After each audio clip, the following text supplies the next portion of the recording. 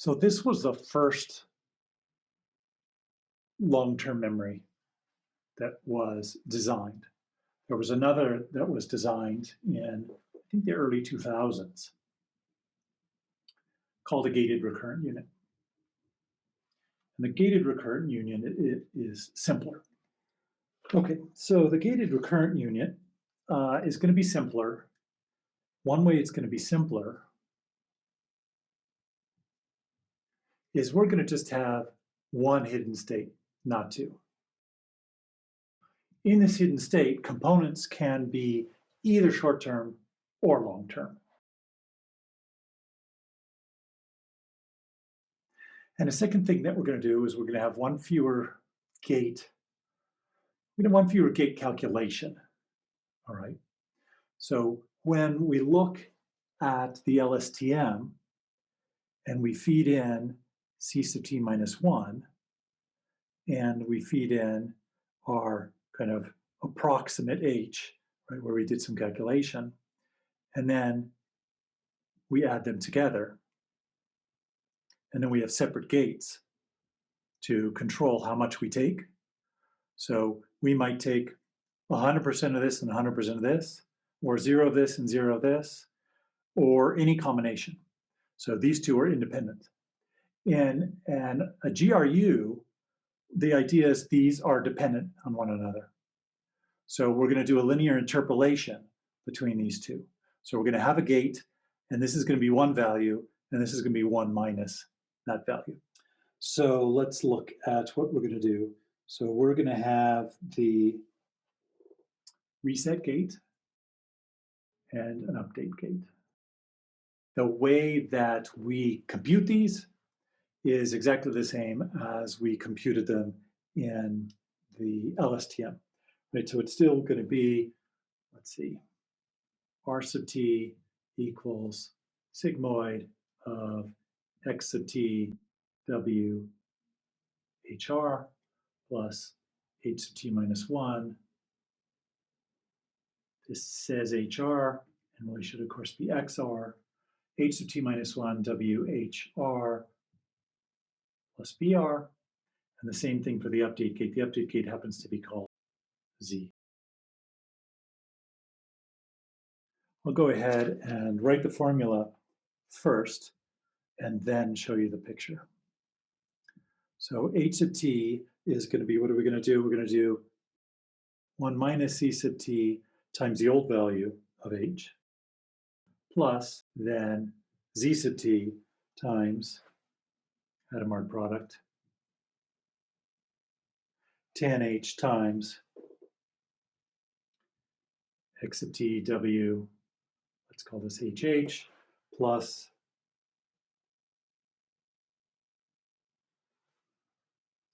and here, I'm just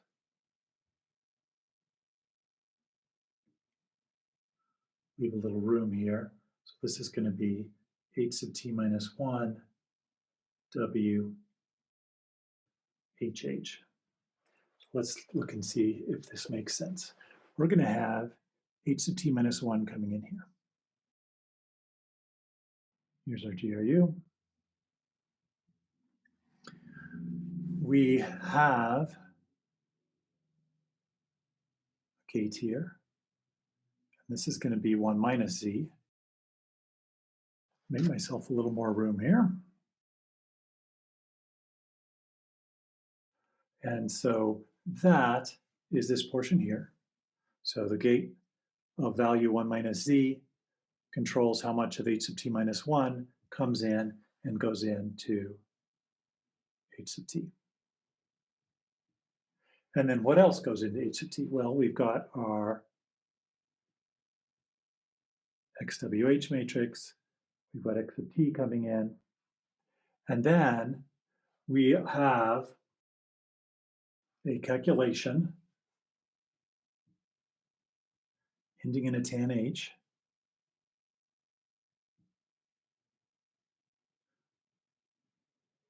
That goes through a gate, which I don't have a lot of room for, so let's try the gate going out this way. So this is the z gate. It goes into here. So we are going to either be doing this computation here, and we're going to take a interpolation between this value and this value. So as this gate opens, as this gate opens, this gate closes. And as this gate opens, this gate closes. We'll have a WHH. HT will go into there.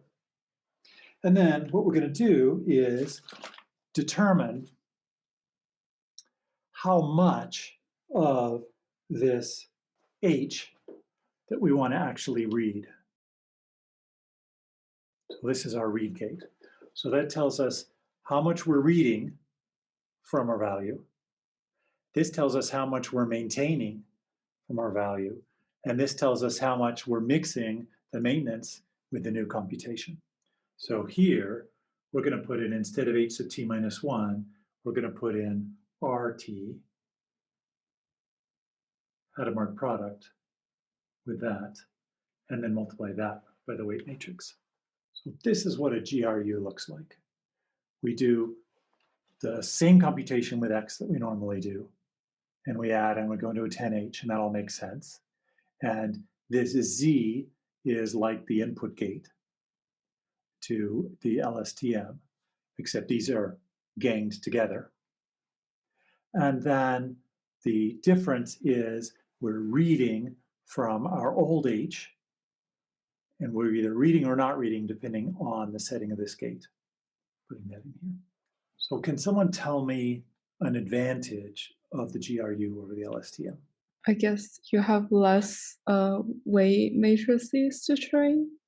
Yeah, less weight matrices to train. So therefore, it's less likely to overfit, right? There's certainly some representations that can be represented in LSTM that can't necessarily be represented in GRU. But you can also see what's happening is, as we're coming in here, basically, some of these values are going to be short-term, and some of them are going to be long-term. So we don't have this predetermined idea of which, how many long-term cells do we have and how many short-term cells do we have.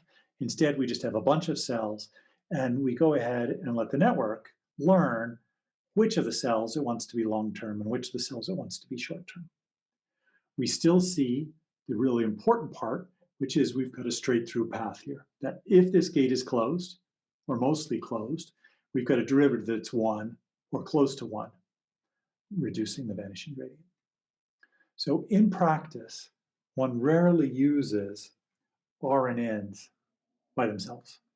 One almost always uses LSTMs or GRUs because it's so helpful to have this long-term memory, which is kind of inexorably tied with the fact that we have a easier time in training because we've got this one derivative. So those are really kind of just two sides of the same coin. Questions? Do you usually write your own LSTM or GRU? No. Just as you normally don't write your own RNN either.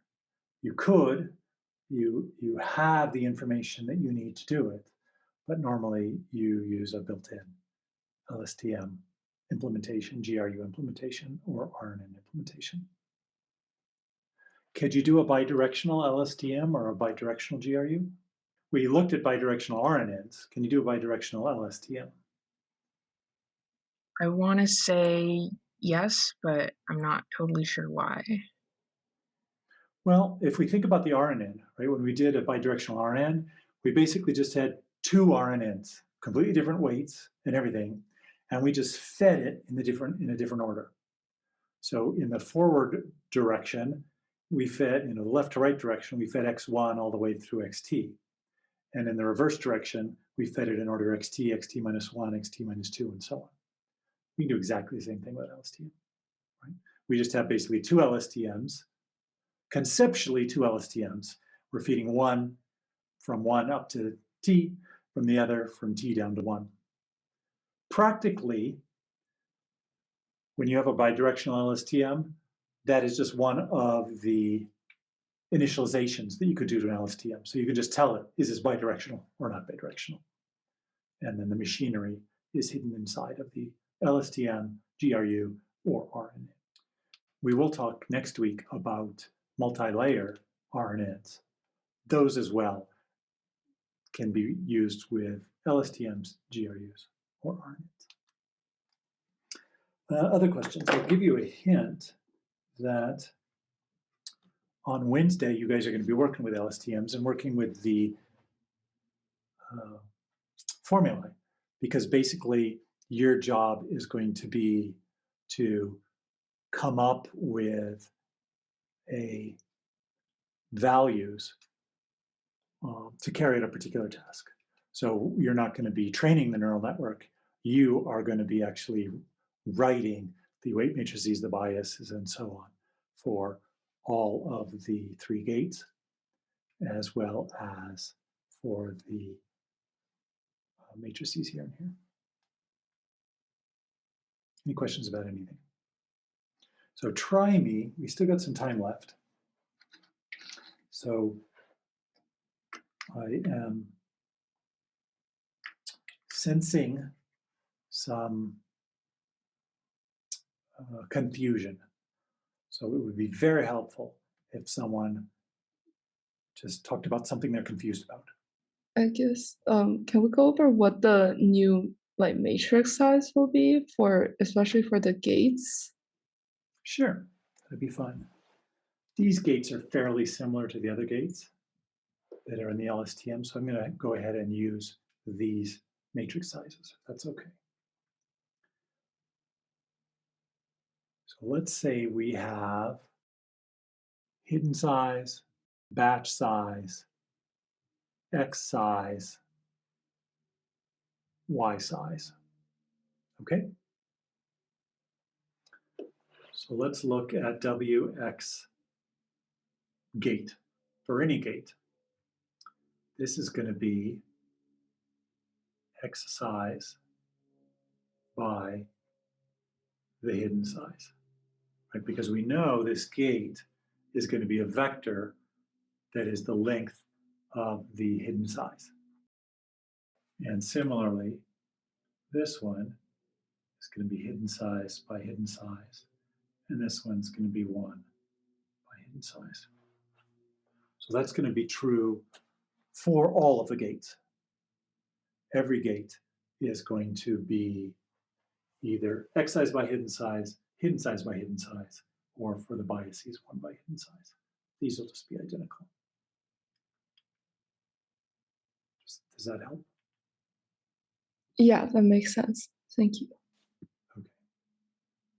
How can this be, by the way, if X sub t, wait, what's the dimensions of X sub t, Yuki? I guess it's batch size by the number of input. The number of inputs, which I'm going to call Oh, X H. size. Yeah. Okay, yeah, batch size times number of inputs. So that means how big is RT going to be? Batch size by hidden size. Exactly. Batch size by hidden size, which makes perfect sense, because we're going to basically be saying for every one of the inputs here, or in the case of the LSTM, for every one of the C's coming in, if we're trying to use a forget gate, for example, we want to say for every training instance, and then every hidden component that exists for that training instance.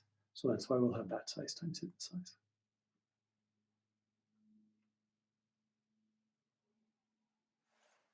Help me out, someone else with another question.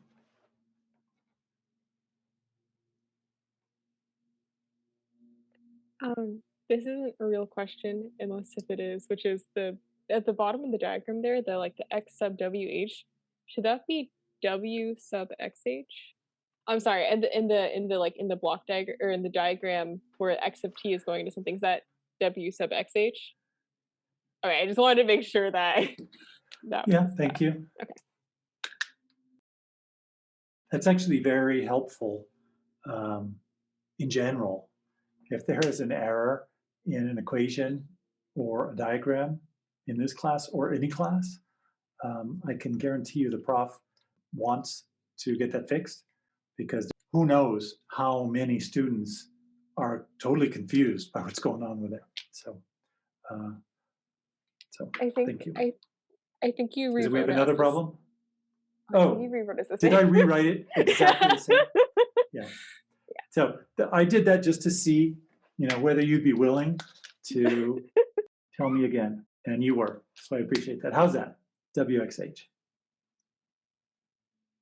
And All then, of good. course, other questions or comments, if not questions.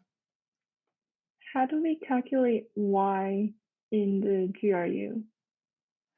Yeah, that's in the GRU, we're just going to go ahead and take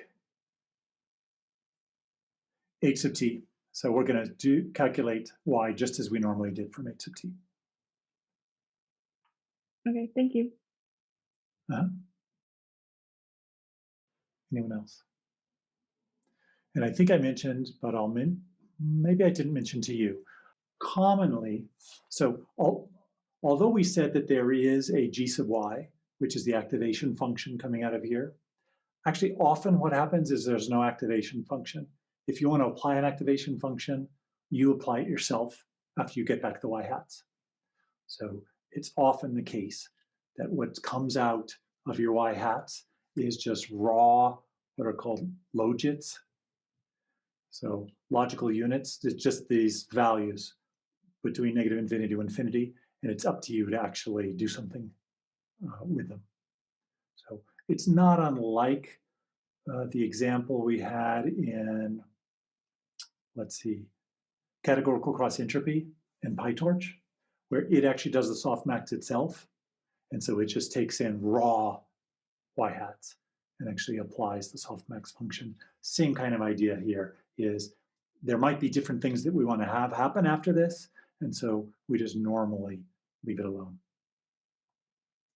and don't specify an activation function.